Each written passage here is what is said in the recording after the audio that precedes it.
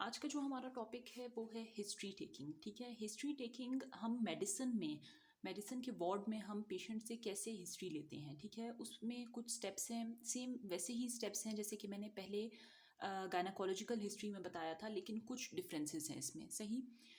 Number one is the biodata. ठीक है, biodata में जो डिटेल है वो मैं आगे चल के आपको बताऊंगी। चीफ कंप्लेंट, ठीक है, history of the presenting illness, ठीक है, HOPI भी कहते हैं इसको। सिस्टमिक इंक्वायरी, ठीक है, जिसमें हर सिस्टम के बारे में आप पूछते हैं। पास्ट हिस्ट्री, ठीक है, इसमें फिर दो सब हेडिंग्स हैं, past medical and past surgical. Then family history, ठीक है, रिलेटेड टू फैमिली, आप जो डिजीजेज हैं वो फैमिली से तो नहीं आई हुई। ठीक है, ये हम पूछते हैं। पर्सनल एंड सोशल हिस्ट्री, ठीक है, उसका रहन सहन कैसा है, उसका उठना बैठना सोना कैसा है, डाइट कैसी है। And then the occupational history, ठीक है, ऑक्यूपेशनल हिस्ट्री में आप यही देखते हैं कि उस बंदे का ऑक्यूपेशन क्या है। सही। तो हम अब लाइन वाइज हर एक को पढ़ेंगे, लेकिन मैं एक चीज़ बताती चलूँ कि जो हिस्ट्री हम लेते हैं, ठीक है, वो हम हमेशा क्या करते हैं कि पहले अपना तारुफ करवाते हैं। ठीक है, अपना नाम बताते हैं। इसके अलावा आप उनसे इजाज़त इस तरह लेते हैं कि मैं आपसे कुछ सवालात पूछूंगी या पूछूंगा और आपने उसका जवाब देना है। सही।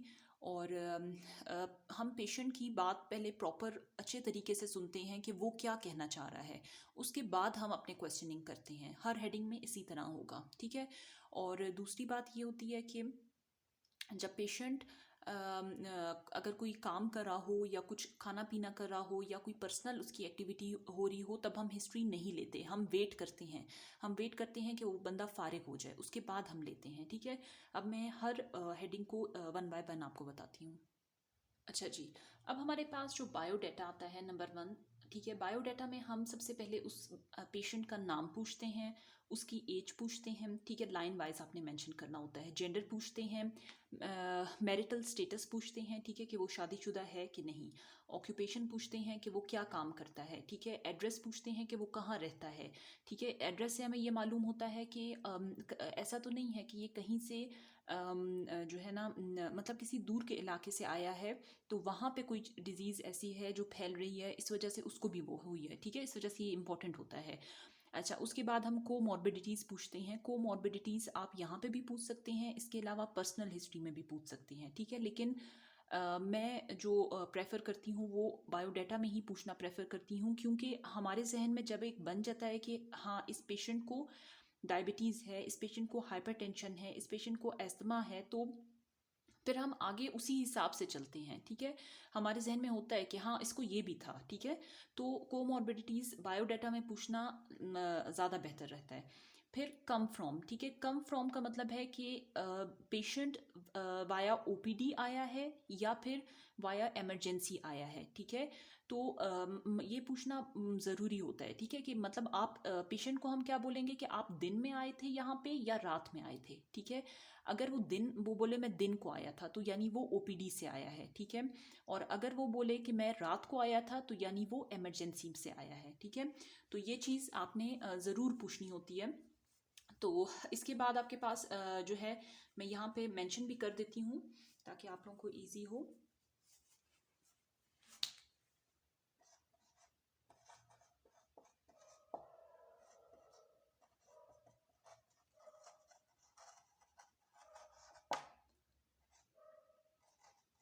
ये डे टाइम, एंड अगर नाइट में आया है तो वो इमरजेंसी। ठीक है, ये बात मेंशन करना बहुत ज़रूरी होती है। ठीक है। अच्छा जी, उसके बाद आपके पास आता है चीफ कंप्लेंट्स। ठीक है, चीफ कंप्लेंट्स क्या होता है कि पेशेंट जिस कंप्लेन से, ठीक है, पेशेंट जिस कंप्लेन से डॉक्टर के पास आता है, ठीक है, उस कंप्लेन को हम चीफ कंप्लेंट्स कहते हैं। ये आपके पास दो भी हो सकती हैं, तीन भी हो सकती हैं, चार भी हो सकती हैं। ठीक है, लेकिन बहुत ज़्यादा पाँच छः नहीं हो सकती। ठीक है, अब आपके पास क्या है चीफ कंप्लेंट्स में, आपने इनको क्रोनोलॉजिकल ऑर्डर में लिखना होता है। क्यों क्रोनोलॉजिकल ऑर्डर? क्या मतलब होता है कि आपके पास जो सिम्टम सबसे पहले अपीयर हुआ है, जो कंप्लेन सबसे पहले अपीयर हुई है, यानी एक पेशेंट है उसको बुखार सबसे पहले हुआ है, तो आप बुखार सबसे पहले फीवर लिखेंगे। उसके बाद वो कहता है कि मुझे उसके बाद उल्टी हुई थी। ठीक है, उसके बाद मुझे वॉमिटिंग स्टार्ट हुई थी, तो आपने वॉमिटिंग सेकंड पे लिखना है, ठीक है। उसके बाद हो सकता है वो कहे मुझे मोशन स्टार्ट हुए थे, ठीक है, तो आपने वो थर्ड पे लिखना होगा। तो आपने इसको लाइन वाइज लिखना है, जो कंप्लेन पहले अपीयर हुई, जो सिम्टम पहले अपीयर हुआ, उसको पहले लिखना है। फिर आपके पास यही बात है कि कंप्लेंट्स वो होती हैं जो पेशेंट को फील होती हैं, जिसकी वजह से डॉक्टर के पास वो आता है, वो आपने लिखनी होती हैं, ठीक है। इसके बाद आपने क्या करना है, must write duration in front of each complaint, ठीक है। हमेशा ये बात आप याद रखें कि कंप्लेन का ड्यूरेशन हम लाजमी लिखना होता है। चीफ कंप्लेंट्स में ड्यूरेशन अगर आप नहीं लिखेंगे तो आपकी हिस्ट्री सही नहीं होगी, ठीक है। ड्यूरेशन आपने मस्ट मेंशन करना है कि fever for the last 3 days and vomiting for the last 2 days, ठीक है। तो ये बहुत ज़्यादा ज़रूरी चीज़ है, ठीक है। अब हम नेक्स्ट पे आते हैं, हिस्ट्री ऑफ प्रेजेंटिंग इलनेस। अच्छा जी, अब हम आते हैं हिस्ट्री ऑफ प्रेजेंटिंग इलनेस, ठीक है। हिस्ट्री ऑफ प्रेजेंटिंग इलनेस में आप क्या करते हैं कि जो चीफ कंप्लेंट्स होती हैं पेशेंट की, उसको आप बहुत ज़्यादा डिटेल में बताते हैं, ठीक है। उसकी डिटेल आपने पूरी लिखनी होती है, ठीक है। और इसमें आप पेशेंट की लैंग्वेज यूज़ करेंगे, आपने मुश्किल लफ्ज़ यूज़ नहीं करने, ठीक है। अगर आपके पास जो है हम ये कहेंगे जैसे अगर वो कहे कि मुझे रात को सांस लेने में मसला होता है, ठीक है, तो हम उसको ब्रेथलेसनेस एट नाइट लिखेंगे, ठीक है। हम ये नहीं लिखेंगे कि इसको पैरोक्सिमल नॉक्टर्नल डिस्निया है, ठीक है। ये चीज़ गलत होती है, आप पेशेंट की ज़बान में लिखते हैं। HOPI you have to write in patient's language. Then उसके बाद आपके पास मैंने एग्जाम्पल के तौर पे आपके पास हम सबसे पहले, अगर एक चीफ कंप्लेंट है, एक पेशेंट आया है, उसने कहा है कि मुझे दर्द होता है, ठीक है। उसने बोला मुझे पेट में दर्द है, बिलफर्स, ठीक है, कोई उसने जगह बताई आपको। तो पेन को आप कैसे डिस्क्राइब करेंगे, पेन को आप कैसे जो है ना उसकी डिटेल लिखेंगे। सबसे पहले पेन के लिए आप ड्यूरेशन, मैं पेन का, फीवर का, एंड इसके अलावा वॉमिटिंग का, ठीक है, एंड डायरिया का, ठीक है, ये मैं आपको बताऊंगी क्योंकि ये मेन है, ठीक है। इनके आपको आने चाहिए हैं, बाकियों के भी आपको पता हो, लेकिन जो मोस्ट कॉमनली सिम्टम्स होते हैं, ठीक है, एंड फीवर का भी मैं आपको बताऊंगी। तो वो यही है, ठीक है, उसका इन सब का मैं आपको बताती हूँ। सबसे पहले पेन है तो आप उसकी ड्यूरेशन पूछेंगे कि कब से है, ठीक है। साइट पूछेंगे कि किस जगह में है। इंटेंसिटी पूछेंगे कि हल्का है, थोड़ा सा ज़्यादा है, या बहुत शिद्दत का दर्द है। रेडिएशन पूछेंगे कि वो जहाँ पे स्टार्ट हुआ है वहाँ से किसी और जगह पे भी जा रहा है या नहीं, ठीक है।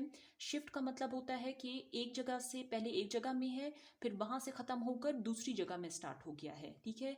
देन रेफर्ड पेन का मतलब है कि जहाँ पे ओरिजिनल पेन है, ठीक है, उससे किसी और कहीं दूर साइट में पेन स्टार्ट हो गया। जैसे आपके पास कोलिसिस्टाइटिस का पेन होता है, बैक में स्टार्ट हो जाता है, ठीक है। तो एपिगेस्ट्रियम में होता है एंड देन बैक में चला जाता है। तो आपको ये पता होना चाहिए, सॉरी, राइट इलियक फॉसा से बैक में वो जाता है। तो रेफर्ड पेन वो होता है कि due to common nerve supply एक जगह में हो रहा है, लेकिन जो दूसरी जगह है उसमें बहुत रेफर्ड, बहुत दूर पेन हो रहा है, ठीक है, बॉडी में। देन करेक्टर का मतलब होता है कि वो किस नेचर का है, ठीक है। वो थ्रोम्बिंग पेन है, वो लो इंटेंसिटी पेन है, ठीक है, वो किस नेचर का पेन है, ठीक है। या फिर प्रिकिंग पेन होता है, ठीक है। काफ़ी से इसकी टाइप्स होती हैं कि, ठीक है ना, कि पेन किस किस किस्म का है। उसके बाद आता है पीरियोडिसिटी ऑफ पेन, यानी पेन मुसलसल रहता है या ख़त्म हो जाता है, फिर उसके बाद स्टार्ट होता है, ठीक है। एग्रीवेटिंग फैक्टर्स के कौन सी चीज़ें, आप कुछ खाते ऐसा हैं कि जिससे, या चलते हैं तो ज़्यादा होता है, या बैठते हैं, या मतलब कौन सी चीज़ें उसको बढ़ा देती हैं, ठीक है, आपने वो पूछना है। किन चीज़ों से ठीक होता है, कोई दवाइयाँ लेते हैं या कोई बैठ जाते हैं रेस्ट से ठीक होता है, या किस चीज़ से ठीक होता है, ठीक है। एंड एसोसिएटेड फैक्टर्स, यानी पेन के साथ आपको और कौन कौन से फैक्टर्स हैं, ठीक है। हो सकता है वो बोले कि पेन के साथ मुझे वॉमिटिंग है, डायरिया है, ठीक है, कॉन्स्टिपेशन है, ठीक है, फीवर है, जो भी बोलेगा तो वो आपने इसमें मेंशन करनी है, ठीक है। ये हो गई पेन की डिटेल, ठीक है। ड्यूरेशन आपने पेन के साथ ही ड्यूरेशन आप लिखते हैं, जैसे मैंने आपको बताया था कि 3 days है या 2 days है, ठीक है। फिर उसके बाद आपने सारा ये लिखना होता है। इसी तरह जैसे पेन है, इसी तरह आपके पास अब नेक्स्ट है फीवर, ठीक है। अच्छा जी, अब हमारे पास आता है फीवर, ठीक है। फीवर में सबसे पहले आप मोड ऑफ ऑनसेट पूछेंगे। मोड ऑफ ऑनसेट क्या होता है कि या जल्दी से हुआ है, ठीक है, यानी एकदम आपको शुरू हुआ है बुखार, या आस्ता आस्ता, ठीक है, आस्ता आस्ता और एकदम, ठीक है। आस्ता आस्ता जो क्रॉनिक मेलिग्नेंसीज वगैरह होती हैं या क्रॉनिक डिजीजेज होती हैं उसमें आस्था से होता है, ठीक है। लेकिन जैसे मलेरिया वगैरह है या कोई इन्फेक्शन है तो उसमें एक्यूट फीवर होता है, ठीक है। तो ये चीज़ आपने सबसे पहले पूछनी है कि एकदम से बुखार हुआ या आस्ता आस्ता हुआ। राइगर्स और चिल्स, ठीक है, यानी आपको साथ में कपकपाहट होती है या नहीं होती, ठीक है। देन ग्रेड ऑफ फीवर, ठीक है। ग्रेड ऑफ फीवर आपको क्या बताता है कि हाई इंटेंसिटी का फीवर है या लो इंटेंसिटी का, ठीक है। हाई ग्रेड फीवर है या लो ग्रेड फीवर है, ठीक है। आपने ये पूछना है कि बहुत तेज बुखार चढ़ता है या नॉर्मल होता है, ठीक है। ये आपने पूछना है। फिर उसके बाद पैटर्न, ठीक है। पैटर्न में आपके पास सबसे पहले आता है कंटिन्यूअस फीवर, ठीक है। कंटिन्यूअस फीवर का मतलब ये होता है कि आपके पास बुखार लगातार रहेगा, ठीक है।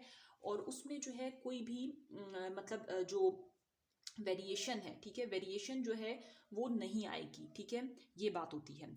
रेमिटेंट फीवर क्या होता है कि उसमें 2 डिग्री सेंटीग्रेड की वेरिएशन आती है, ठीक है। यानी दिन को अगर जो है 98 है, ठीक है, या 99 है, तो रात में या शाम में 100 पे होगा, ठीक है। इस तरह 1 डिग्री सेंटीग्रेड की वेरिएशन आती है, ठीक है। 1 डिग्री फ़ारेनहाइट भी आप कह सकते हैं, या 1 डिग्री सेंटीग्रेड आपके लिए ज़्यादा मुनासिब है, ठीक है। यानी अगर 37 है तो 38 हो जाएगा, ठीक है, इस तरह।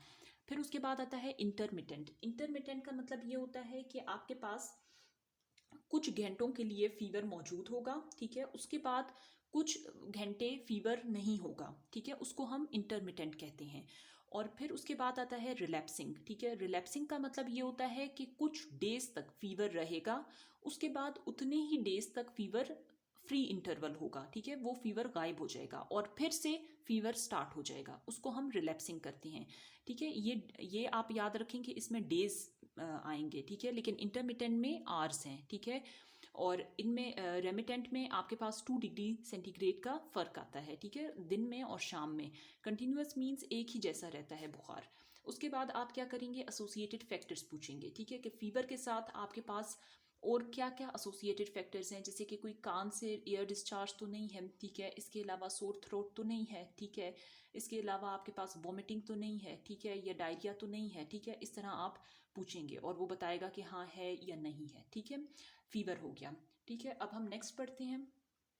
अच्छा जी, अब हमारे पास आता है वॉमिटिंग। वॉमिटिंग में हम सबसे पहले ड्यूरेशन देखते हैं कि वॉमिटिंग कितनी देर के लिए हुई है, ठीक है। फ्रीक्वेंसी देखते हैं कि कितनी देर देर बाद हो रही है, ठीक है।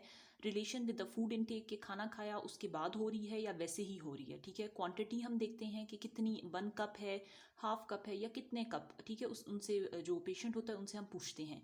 कलर हम चेक करते हैं, यानी कलर हम पूछते हैं कि कैसा कलर था, ओडोर थी कि नहीं थी, ठीक है। Blood in the vomitus, blood तो नहीं था, ठीक है, या any other content in the vomitus तो नहीं था, ठीक है।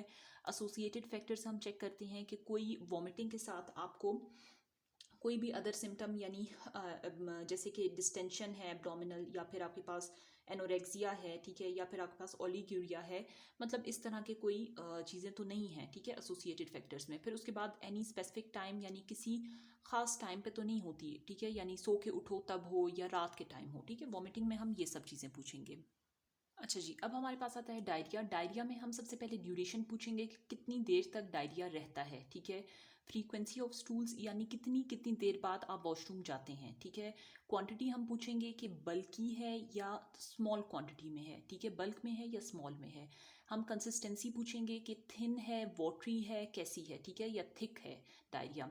देन ब्लड और म्यूकस इन द स्टूल तो नहीं आ रहा, ठीक है। टेनिसनस, टेनिसनस क्या होता है कि इनकम्प्लीट फीलिंग ऑफ इनकम्प्लीट एवाकुएशन, यानी आपको फील हो कि मैं अभी ही वॉशरूम से आया हूँ और अभी फिर से मुझे नीड हो रही है, ठीक है। एंड देन एसोसिएशन फैक्टर्स हम पूछेंगे, एसोसिएटेड फैक्टर्स के आपके पास इसमें और क्या, डायरिया के साथ और क्या आपको फील हो रहा है, एब्डोमिनल पेन है या डिस्टेंशन फील हो रही है या क्या हो रहा है, ठीक है, तो वो हमने पूछना होता है। तो यहाँ तक हमारे पास जो हिस्ट्री ऑफ प्रेजेंटिंग इलनेस है वो मैंने ये टॉपिक हमारा ख़त्म हो गया है, ठीक है। अब हम नेक्स्ट हेडिंग पे जाएंगे। तो इसमें आपने ये जो डायरिया, फीवर एंड पेन, ये सब कुछ मैंने आपको बताया है, ये आपने याद रखनी है। फिंगर टिप्स पे आपको ये तमाम हेडिंग्स आनी चाहिए हैं। और ये कैसे आएंगी कि आप बार बार जब हिस्ट्री लेंगे तब आपको ये तमाम हेडिंग्स आएंगी, ठीक है। अच्छा जी, अब हमारे पास आती है सिस्टमिक इंक्वायरी, ठीक है। सिस्टमिक इंक्वायरी में हम सबसे पहले ये चीज़ देखेंगे कि हमारे सिस्टम्स में कोई मसला तो नहीं है, ठीक है। सबसे पहले अगर हम बात करें तो CVS है, ठीक है, कार्डियोवास्कुलर सिस्टम। इसमें हम breathlessness, palpitation, oedema feet, chest pain, ये सब कुछ CVS में हम पूछते हैं, ठीक है, कि पेशेंट को ये सब चीज़ें तो नहीं है, ठीक है। फिर रिस्पायरेटरी आ गया, रिस्पायरेटरी में हम cough, sputum and haemoptysis, breathlessness, chest pain, ये सब हम पूछते हैं, ठीक है। फिर आपके पास एलिमेंट्री आ गया, एलिमेंट्री में हम लोग constipation, vomiting, nausea, abdominal pain, diarrhoea, इन सब के बारे में पूछेंगे, ठीक है। फिर आपके पास यूरिनरी सिस्टम आ गया, उसमें हम पेन इन द फ्लैंक्स पूछते हैं, ठीक है, पोलीयूरिया, पोलीडिप्सिया, डिसयूरिया, ठीक है, हिमैशयूरिया, ठीक है, इसके अलावा ओलिगयूरिया, ये सब इसमें पूछेंगे हम, ठीक है। उसके बाद स्किन में हम पूछेंगे कि कोई रैश, ठीक है, कोई इचिंग वगैरह तो नहीं है, कोई स्पॉट्स तो नहीं है आपकी स्किन पे, ठीक है। फिर नर्वस सिस्टम आ गया, नर्वस सिस्टम में हमने सारे जो नमनेस, टिंगलिंग, हेडेक, वॉमिटिंग वगैरह जो कि रिलेटेड टू CNS है वो पूछते हैं, ठीक है। एंडोक्राइन सिस्टम में हम फिर पोलीयूरिया, पोलीडिप्सिया, सॉरी मैंने पोलीडिप्सिया आपको यूरिनरी में बताया था, बट ये एंडोक्राइन में आता है, ठीक है, ये आप करेक्ट कर लें। एंडोक्राइन में आता है पोलीयूरिया, पोलीडिप्सिया, ठीक है, इसके अलावा वेट गेन, वेट लॉस, ये सब एंडोक्राइन में आता है, सही। तो ये हम सिस्टमिक इंक्वायरी इज़ मस्ट, ठीक है। हिस्ट्री में, मेडिसिन की हिस्ट्री में सिस्टमिक इंक्वायरी आपने लाजमी करनी होती है, ठीक है, और वो हिस्ट्री ऑफ प्रेजेंटिंग इलनेस के बाद फ़ौरन बाद आपने सिस्टमिक करनी है। उसके बाद आता है पास्ट हिस्ट्री, ठीक है। पास्ट हिस्ट्री में past medical and past surgical आता है, ठीक है। पास्ट मेडिकल में आपने क्या पूछना होता है कि आपका कोई पहले ऐसी बीमारी तो नहीं हुई आपको, ठीक है, और उस बीमारी का आपने इलाज तो नहीं करवाया, ठीक है, मेडिसिन तो नहीं ली, ठीक है, या इस बीमारी के लिए आपने कोई मेडिसिन पहले तो नहीं ली, ठीक है, ये सारा आपने इसमें पूछना होता है। फिर जब वो बंदा बोले कि हाँ मैंने ली हैं, तो फिर आपने बोलना है कि कौन सी मेडिसिन ली हैं, ठीक है। हो सकता है वो बोले कि मैंने दिल की दवाइयाँ ली, या दिल का मसला हुआ था, या फिर वो बोले मैंने कफ थी तो मैंने खांसी के लिए ली थी, ठीक है। तो वो आपने उन मेडिसिन का जिक्र ज़रूर करना है, मेंशन करनी है, ठीक है। उसके बाद पास्ट सर्जिकल है, पास्ट सर्जिकल में अच्छा, इसमें आपने जब आप पास्ट मेडिकल लिखेंगे, जो ड्रग्स आप लिखेंगे, अगर ड्रग का नाम याद है पेशेंट को, तो उसके आप लिखेंगे कि वो ड्रग खाने से आपको कोई मसला तो नहीं हुआ था, ठीक है, ये भी आपने ज़रूर मेंशन करना होता है। फिर पास्ट सर्जिकल आता है, पास्ट सर्जिकल में आपने पूछना है कि इसी बीमारी का कोई सर्जरी तो नहीं हुई, या किसी और बीमारी की वजह से आपके कोई ऑपरेशन तो नहीं हुआ, ठीक है। अगर वो बोलेगा हाँ हुआ है, तो आपने मेंशन करना है कि किस चीज़ का ऑपरेशन हुआ है, ठीक है, और उसके जो साइड इफ़ेक्ट्स हैं, कोई मतलब साइड इफ़ेक्ट तो नहीं हुआ उस ऑपरेशन के बाद, वो भी मेंशन आप करेंगे, ठीक है, या उस वक्त कोई कॉम्प्लिकेशन तो नहीं हुई थी, वो सब आप मेंशन करेंगे, ठीक है। You have to take the detailed history, ठीक है, डिटेल्ड पास्ट हिस्ट्री लेनी होती है, क्योंकि पास्ट हिस्ट्री का बहुत ज़्यादा रोल होता है आपकी प्रेजेंट कंडीशन पे, ठीक है। फिर आपके पास आता है फैमिली हिस्ट्री, फैमिली हिस्ट्री में आपने सिबलिंग्स का पूछना होता है, पेरेंट्स का पूछना होता है, चिल्ड्रन का पूछना होता है, ठीक है। फिर आपने पूछना होता है कि फैमिली में कोई ऐसी चीज़ तो नहीं है जैसे हाइपरटेंशन, या डायबिटीज़ मेलाइटस, या ट्यूबरकुलोसिस, या फिर एस्थमा वगैरह तो नहीं है फैमिली में, इस तरह की बीमारी तो नहीं है कि जो इस पेशेंट में भी आई हो, ठीक है, फैमिली हिस्ट्री। उसके बाद नेक्स्ट आता है, अच्छा जी, इसके बाद आपके पास पर्सनल एंड सोशल हिस्ट्री आता है, ठीक है। पर्सनल एंड सोशल हिस्ट्री में आप लाइफस्टाइल पूछते हैं कि आप कौन सा पानी यूज़ करते हैं, ठीक है, आप कोई स्मोकिंग तो नहीं करते, ठीक है, या फिर कोई ऐसा नशा तो नहीं करते, कोई आपके पास इसके अलावा आप पूछते हैं कि आपका इकोनॉमिक स्टेटस कैसा है, ठीक है, इकोनॉमिक स्टेटस के बारे में पूछते हैं। फैमिली रिलेशंस के बारे में आप पर्सनल में पूछते हैं ज़रूर, सोशल में। और इसके बाद आप कोई ड्रग की हिस्ट्री तो नहीं है, यानी ड्रग डिपेंडेंस तो नहीं है, ठीक है, वो आप पूछते हैं। उसके बाद आप स्लीप पैटर्न पूछते हैं, ठीक है, आप एपिटाइट का पूछते हैं, स्लीप पैटर्न पूछते हैं। उसके बाद आप डाइटरी डिटेल्स पूछते हैं, ठीक है, और आप जो है वो वॉशरूम वगैरह का पूछते हैं कि वो प्रॉपर है कि नहीं, ठीक है, बाउल हैबिट्स वगैरह। तो ये पर्सनल और सोशल हिस्ट्री में आता है। उसके बाद ऑक्यूपेशनल हिस्ट्री, ऑक्यूपेशनल हिस्ट्री क्यों इंपॉर्टेंट है, क्योंकि एक तो इससे आपको पता चलता है कि हो सकता है कि वो बंदा किसी फैक्ट्री में, किसी इंडस्ट्रियल एरिया में काम करता हो और उसका एक्सपोजर हो केमिकल से और रेडिएशन से, तो ये इस वजह से ज़रूरी है क्योंकि हमें पता चले कि वो जॉब क्या करता है, ठीक है। आपने जॉब की नेचर पूछनी होती है, ठीक है, जॉब की सारी डिटेल्स पूछनी होती हैं, और ये आपने पता करना होता है कि कोई रेडिएशन या केमिकल वगैरह से एक्सपोजर तो नहीं है, ठीक है। तो यहाँ पे हमारी जो हिस्ट्री होती है, ठीक है, वो यहाँ पे एंड हो जाती है। ये आपकी पूरी मेडिसिन की हिस्ट्री थी। और यहाँ तक आपके पास अगर कोई भी क्वेश्चन हो, यहाँ पे जब आप ख़त्म करेंगे तो पेशेंट से आपने थैंक यू करना है, ठीक है, शुक्रिया अदा करना है, उसके बाद आपने ख़त्म कर देनी है हिस्ट्री। और हिस्ट्री जो है मेडिसिन की यहीं पे ख़त्म होती है, ठीक है। आपको कोई भी क्वेश्चन हो तो आप मुझसे पूछ सकते हैं कमेंट्स में। Thank you.